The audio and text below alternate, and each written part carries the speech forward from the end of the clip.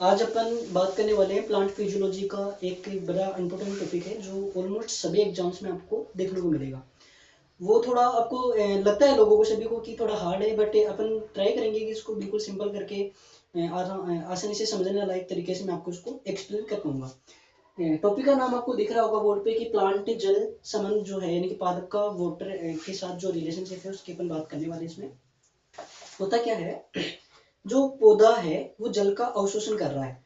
तो वो अवशोषण किससे कर रहा है, यानी कि कैसे कर रहा है, किस फॉर्म में कर रहा है, और वो एक कोशिका से दूसरी कोशिका में कैसे जा रहा है, जाने के बाद वो प्रकाश संश्लेषण में कैसे यूज आ रहा है, ये सारी चीजें अपन इसमें बात करते हैं। तो अपना जो मेन टारगेट रहेगा वो इस टॉपिक को अच्छे से करना होगा। तो अपन बात करते हैं एक एक करके इसमें से। सबसे पहले यदि अपन बात करें बच्चों इस जल के बारे में, जल क्या है, यानी कि वाटर के बारे में बात करें अपन।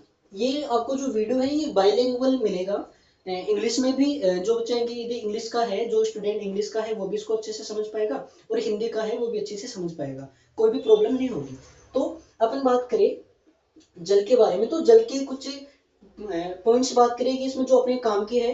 तो जो जल है वो क्या होता है, वो एक सार्वत्रिक सार्वत्रिक विलायक होता है। क्या होता है, सार्वत्रिक विलायक होता है, यूनिवर्सल सॉल्वेंट होता है ये, यानी कि इसमें सब कुछ घुल जाएगा। ऑलमोस्ट ये सभी प्रकार की चीजों को घोलने में समर्थ होता है। बट यदि अपन किसी विलेन की बात करें, विलायक की बात करें, उसमें सारी चीज नहीं घुल पाएगी। जैसे मैं बात करूं एल्कोहल है, यदि मैं बात करूं इथर है, तो इनमें और सारी चीज नहीं घुल पाएगी, केवल कार्बनिक जो चीजें है वो घुल पाएगी। बट जल एक ऐसा विलायक है जिसमें ऑलमोस्ट सारी चीजें घुल पाएगी। तो अपने इस टॉपिक में सार्वत्रिक विलय को लेके क्या फायदा है, अपने इसकी क्यों बात कर रहे हैं, तो अपने इसकी बात इसलिए कर रहे हैं क्योंकि जो जो पौधे हैं, जो पादप है अपने पास, ये पादप क्या करते हैं, ये पोषक तत्वों का अवशोषण करते हैं। क्या करते हैं, ये पोषक तत्वों का अवशोषण करते हैं। क्या करते हैं, अवशोषण करते हैं। तो ये अवशोषण जब करते हैं पोषक तत्वों का, तो किस रूप में करते हैं, कैसे करते हैं, तो ये घुलनशील अवस्था में इसका अवशोषण करते हैं। घुलनशील अवस्था बोले तो ये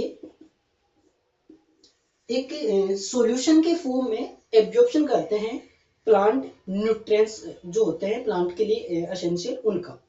तो ये घुलनशील अवस्था में कर रहे हैं, ये सॉल्यूशन बना के कर रहे हैं। तो सॉल्यूशन बनाने के लिए प्लांट को क्या चाहिए, तो इनको चाहिए जल चाहिए। तो जल के अंदर क्या होगा, ये न्यूट्रिएंट्स घुल जाएंगे, और घुलने के बाद प्लांट वाटर के साथ ही न्यूट्रिएंट्स को एब्जॉर्ब कर लेगा। ये बात अपन ने की। तो यहाँ पे जल का जो इंपॉर्टेंट अपन रोल देख पा रहे हैं वो ये है कि प्लांट न्यूट्रिएंट्स भी किसके माध्यम से लेता है, जल के माध्यम से लेता है। मैंने एक बात की बच्चों स्टूडेंट सभी यहाँ पे, वो है विलियन। क्या बात की मैंने, विलियन।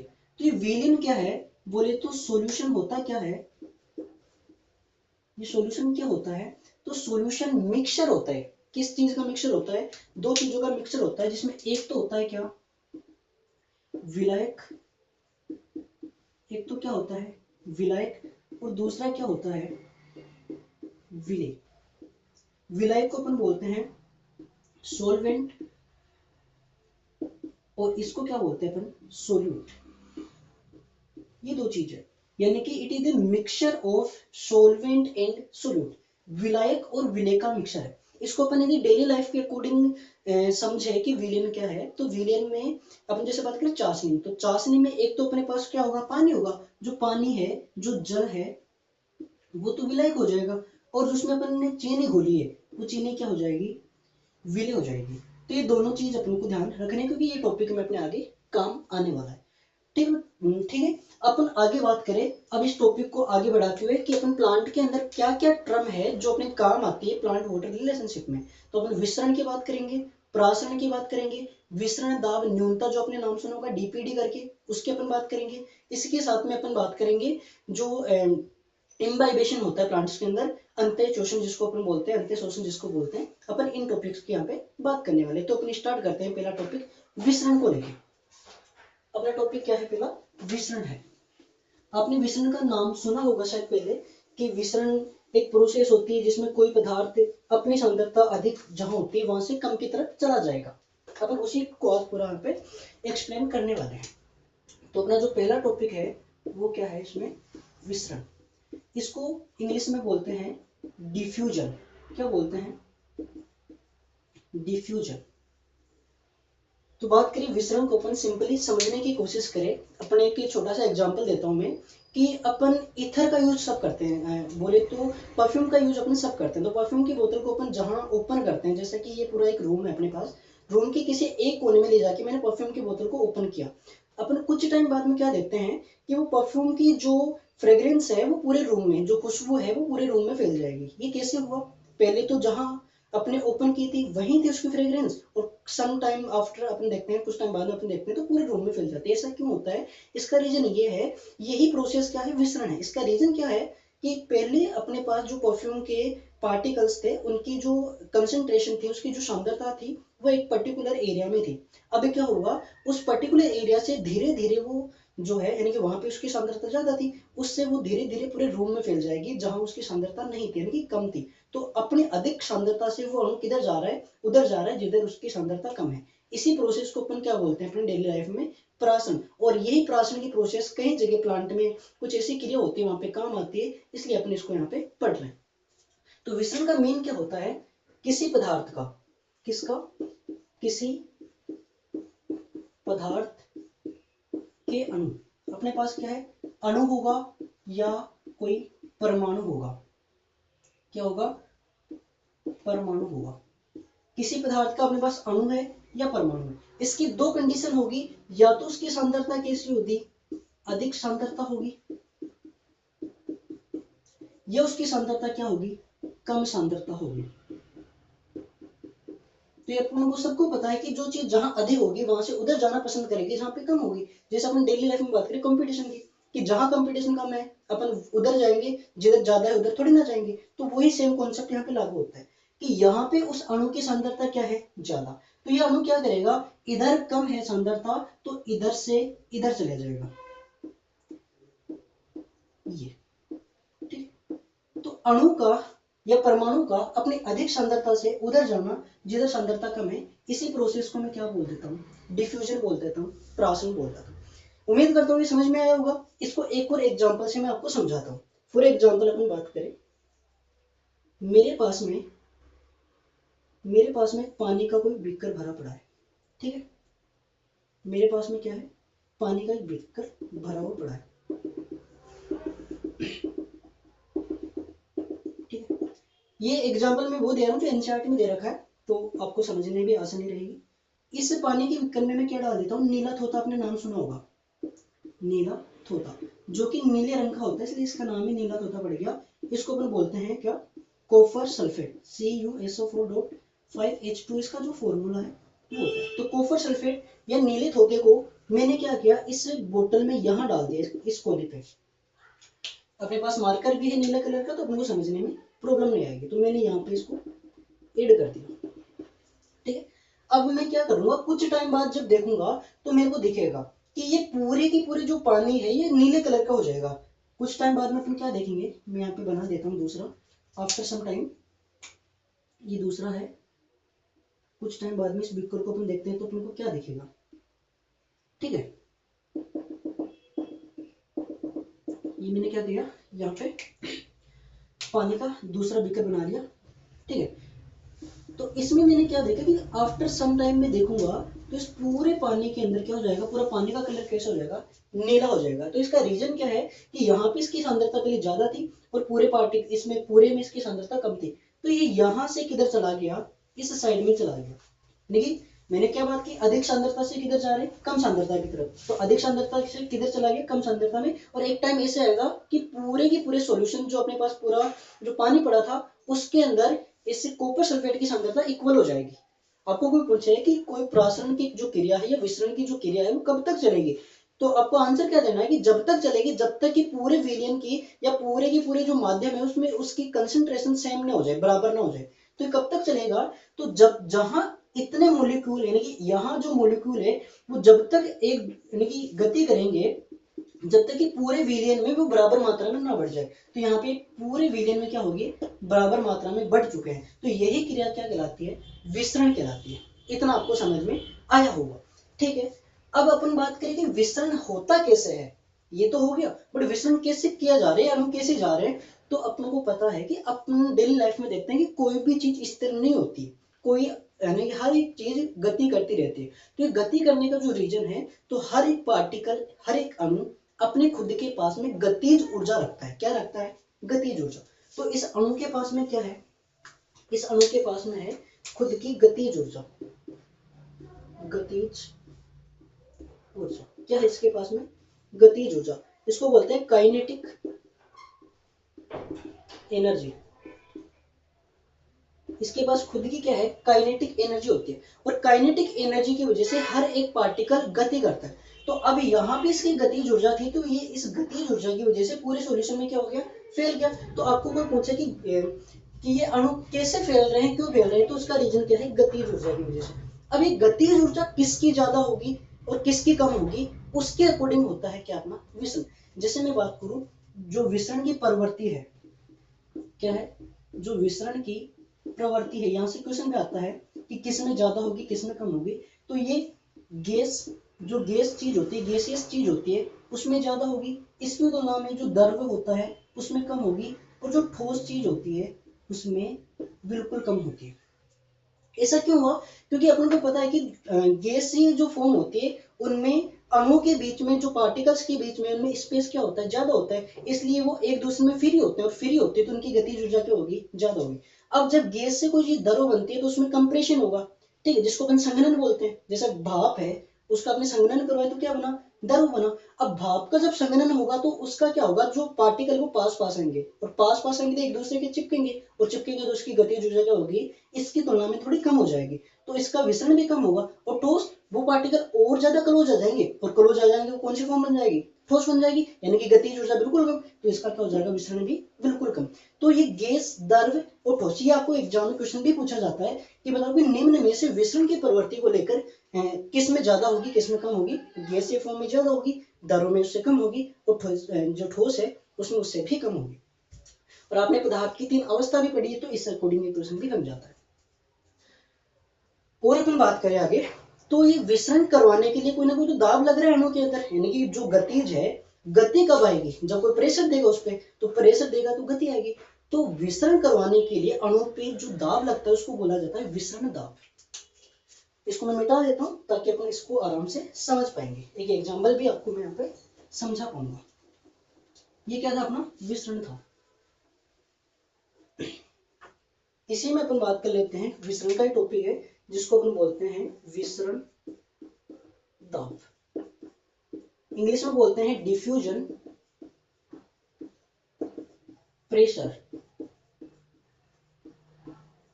और शॉर्ट में आपको डीपी नाम आपने बहुत सुना होगा कि डीपी इसकी ज्यादा हो जाएगी इसकी कम हो जाएगी, तो डीपी डिफ्यूजन प्रेशर यानी कि विसरण दाब को ही बोला जाता है, ठीक है। बात करें कि क्या होता है, सिंपल है। डिफ्यूजन प्रेशर क्या है, तो अपन बोल सकते हैं कि विसरण के लिए जो दाब लगता है, क्या है, विसरण के लिए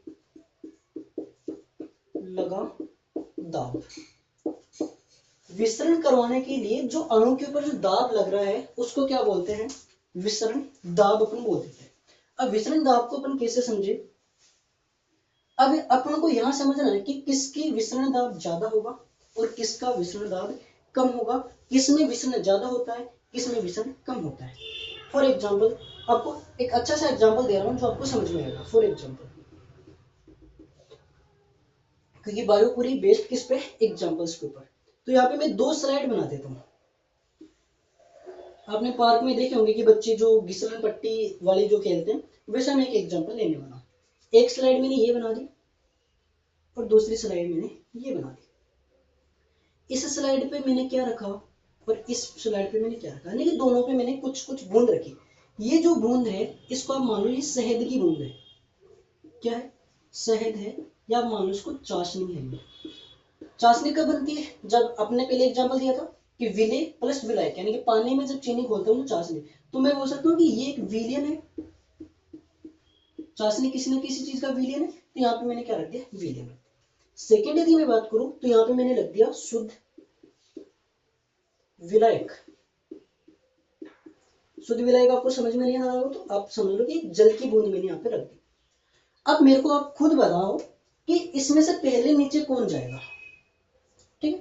तो शायद आप सबका आंसर होगा जल जाएगा सर, क्योंकि आपको पता है कि ये तो गाढ़ा होता है और ये गाढ़ा नहीं होता तो पहले नीचे जल चला जाएगा, तो आपका राइट आंसर है। बट इसके पीछे का जो प्रिंसिपल है वो क्या है, ये विसरण से कैसे कनेक्टेड है, तो अपन उसको समझे।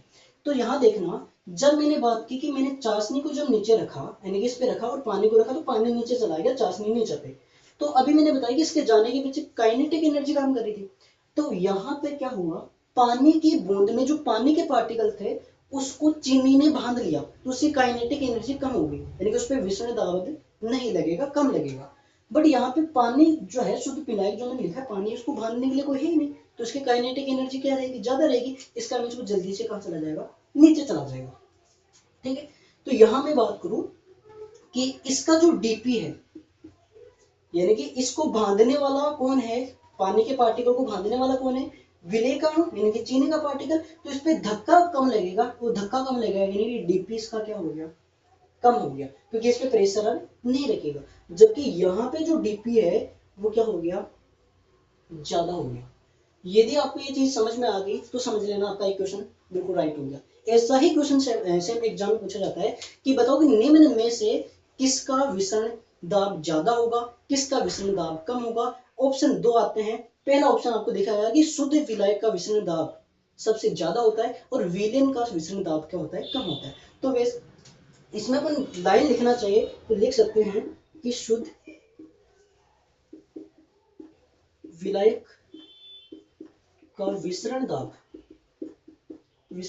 क्या होगा, सर्वाधिक। और यहां मैं बात करूं विलय मिलाने पर, विलय मिलाने पर विसरण दाब जो डीपी है वो हो जाएगा कम। आगे होगा समझ में। ये अपना क्या था, विसरण दाब के बारे में। इसी टॉपिक को यदि मैं आगे बताऊं विसरण दाब को ही, तो जब अपन किसी चीज का विलयन बनाते हैं, क्या बनाते हैं, विलयन, तो उसका डीपी क्या हो जाता है, कम, ठीक है। लास्ट यदि इसका ही और बताऊं मैं, तो अपन जल के बारे में विसरण को कैसे इंडिकेट करेंगे कि जल और विसरण का क्या रिलेशनशिप है। तो जो जल है, अब जल कहां से कहां जाएगा, तो जल वहां जहां डी यानी कि डिफ्यूजन जहां क्या होगा, ज्यादा होगा, जहां पर विसरण ज्यादा होगा वहां से उधर जाएगा जहां पर विसरण कम है। अधिक विसरण वाले क्षेत्र से कम विसरण वाले क्षेत्र की तरफ क्या जाता है, जल जाता है, ठीक है। यहां तक आपको समझ में आ गया होगा। अब दो लास्ट और टॉपिक बात कर ले विसरण को लेके, ठीक है। और वो लास्ट टॉपिक क्या है कि विसरण को प्रभावित करने वाले कारक, प्रभावित करने वाले कारक, इसको तीन कारक है। एक तो है तापमान, दूसरा क्या है घनत्व, और तीसरा क्या है जो विसरण करने वाला पदार्थ है उसकी सांद्रता, विसरित पदार्थ की सांद्रता। ये तीन चीज है इसको प्रभावित करती है, ठीक है। तापमान बढ़ेगा तो काइनेटिक एनर्जी बढ़ेगी, विसरण बढ़ेगा तो इसके तो समानुपाती होता है, इसके व्युत्क्रमानुपाती होता है, ठीक है। यानी कि घनत्व बढ़ेगा, यानी कि एक जगह डेंसिटी बढ़ेगी उस चीज की तो वो आपस में बॉन्ड बढ़ेंगे तो काइनेटिक एनर्जी कम होगी। तो घनत्व के व्युत्क्रमानुपाती, ताप के समानुपाती और विसरित पदार्थ की सांद्रता, विसरण होने वाले पदार्थ कितना है, ज्यादा होगा तो ज्यादा, विसरण कम होगा तो कम होगा, तो इसके भी समानुपाती, इसके भी समानुपाती, इसके व्युत्क्रमानुपाती। और लास्ट यदि इसी में मैं बात करूं विसरण में, तो विसरण का जो प्लांट पे है वो क्या इफेक्ट है, यानी कि विसरण के द्वारा प्लांट में कौन कौन सी क्रिया होती है। तो पादप के साथ संबंध, इसका पौधे के साथ में क्या संबंध है। तो इसमें अपन सबसे पहले बात करें गैसों का आदान प्रदान, गैसों का आदान प्रदान। एनवायरमेंट से जो गैस है, एनवायरमेंट में जैसे ऑक्सीजन ज्यादा है, पौधों में कम है, तो ज्यादा से कम की तरफ, वही कॉन्सेप्ट लग रहा है। तो गैसों का जो आदान प्रदान है वो कौन सी क्रिया के द्वारा होता है? अपने विसरण की क्रिया के द्वारा। दूसरा यदि मैं बात करूं वाष्पोत्सर्जन, वाष्पोत्सर्जन, वाष्पोत्सर्जन क्या होता है? ट्रांसपिरेशन, यानी कि पौधे से जो जल की हानि हो रही है वाष्प के रूप में। तो एनवायरमेंट में वाष्प कम है, पौधे के पास पानी ज्यादा है, तो पौधे से वाष्प के रूप में पानी उड़ के चला जाएगा, उसको क्या बोलते हैं? वाष्पोत्सर्जन। और तीसरी यदि मैं बात करूं निष्क्रिय अवशोषण, पौधों में जो निष्क्रिय अवशोषण है ना, वो भी किसका रिजल्ट है? विसरण का। ये अपना क्या था? ये अपना टॉपिक था विसरण को लेके। ठीक है, ठीक है। तो आज जो अपन ने बात की विसरण को लेके, जो अपना नेक्स्ट वीडियो आएगा वो ऐसे ही करके पासन का आएगा, नेक्स्ट आएगा वो डीपीडी का आएगा। तो एक एक टॉपिक को अपन एक एक लेक्चर में इसको कंप्लीट करेंगे। ओके बच्चों, थैंक यू। आपको वीडियो कैसा लगा ये आप कमेंट में जरूर बताना।